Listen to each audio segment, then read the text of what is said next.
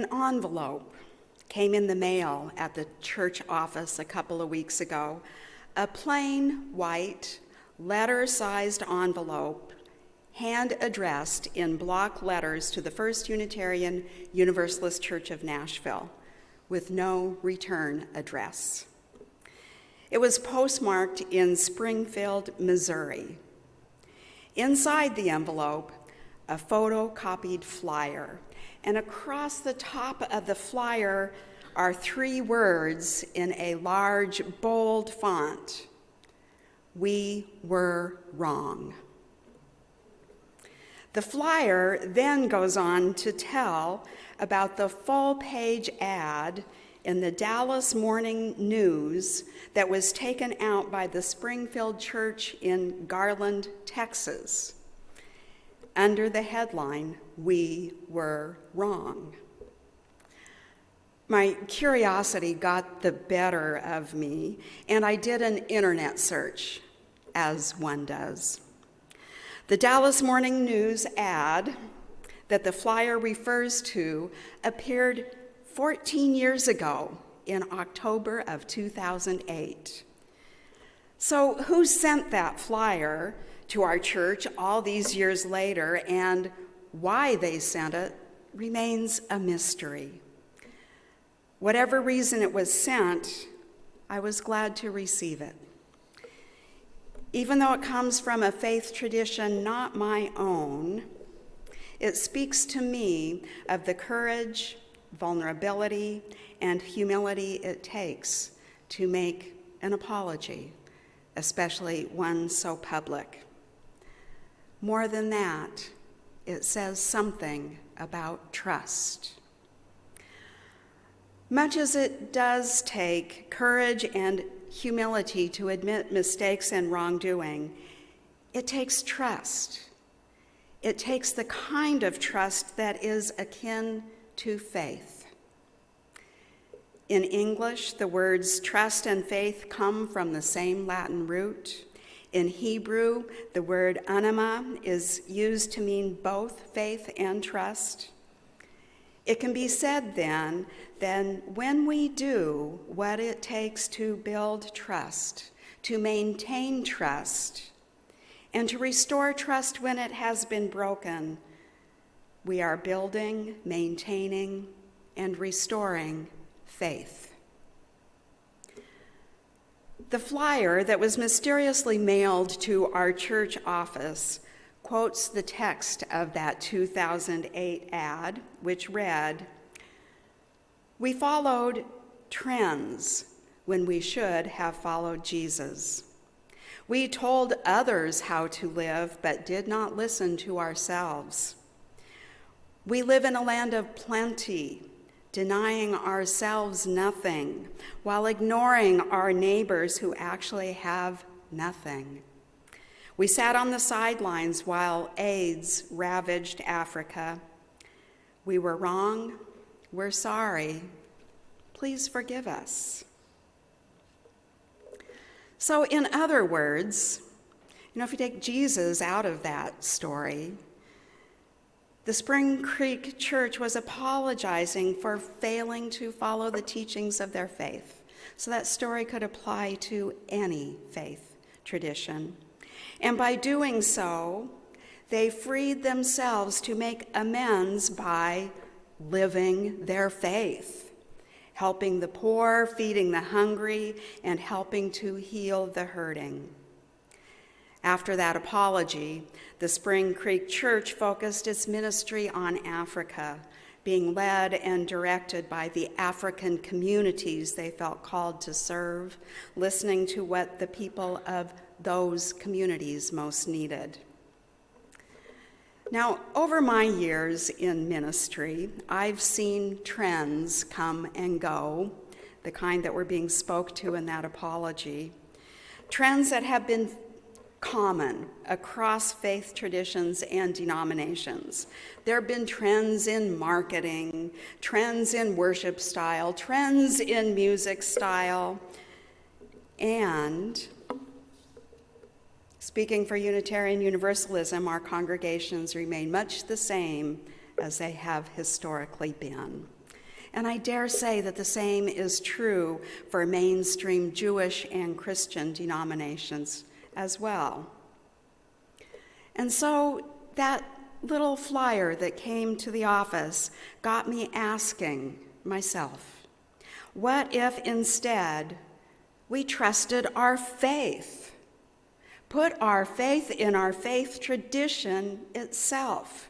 What if we trusted the basic tenets of Unitarian Universalism, that there is a love so deep and so wide, a love too good to damn anyone to an eternity in hell, that we are all interconnected in the web of existence, that we are all worthy of love, that we are all in this together, that our liberation and our salvation is collective.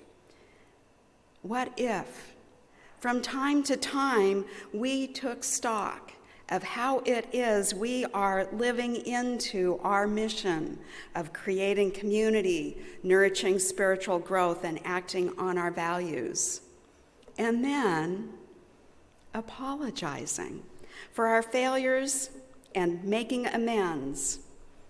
And this is actually the easy part, making amends by more fully living our faith values. How would our individual lives change? How would the life of our community change? How would the world be changed?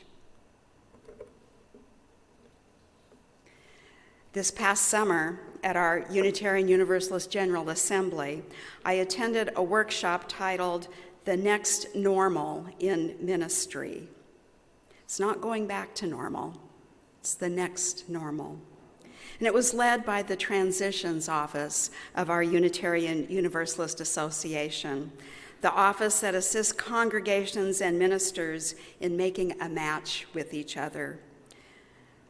And I keep coming back to something that was said by the Reverend Keith Crone, who's director of that office. He said, "People don't come to church to get busier." True?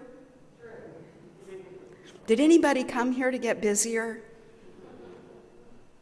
He said, people don't come to church to get busier. They come to be nurtured by the faith that is professed. They come to join with people who are passionate about the mission. So the first lesson that I take from that "We Are Sorry" flyer is to trust our faith. And if you're having trouble with the word faith, ask yourself, where is it you put your deepest trust? There you will find your faith. So the first lesson is to trust our faith. The second lesson that I take from that flyer is to trust in the capacity of human goodness. Now, that's not to say that we don't also possess the capacity to do bad things. We do, all of us. There's always a risk in admitting failures and mistakes, especially when they cause harm. The risk in making an apology is that we never know how it will be received. We open ourselves to the possibility of rejection and an angry response. At the same time, an apology can open the way to forgiveness, to the restoration of trust, to beginning again in love. It is trusting in better angels, calling others to respond from their better selves, from their goodness. In our American culture, confession of this sort, confession of wrongdoing, can result in painful consequences and even punishment. Which leads me to the third and final lesson I take from the "We Are Sorry" flyer, which is trust in oneself.